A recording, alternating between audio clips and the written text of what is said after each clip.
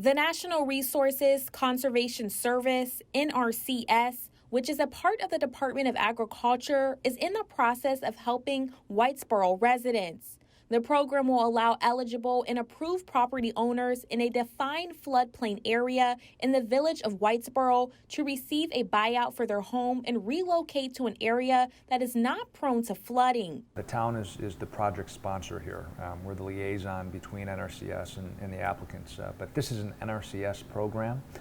It's their criteria, it's their rules. We're working as quickly as possible, but unfortunately an undertaking as massive as this one is going to take time. About 200 applicants have applied for the program. The town and NRCS are just waiting to execute a cooperative agreement, which is scheduled to take place at some point this summer. Once the agreement is executed, NRCS will be able to provide the town with funding to start the appraisal process.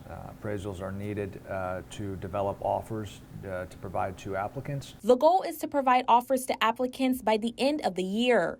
Although it is a voluntary program, Coletta says he is strongly encouraging residents to accept the offers. It is premature to say exactly how this is all going to work because NRCS needs to see how many folks are going to accept their offers.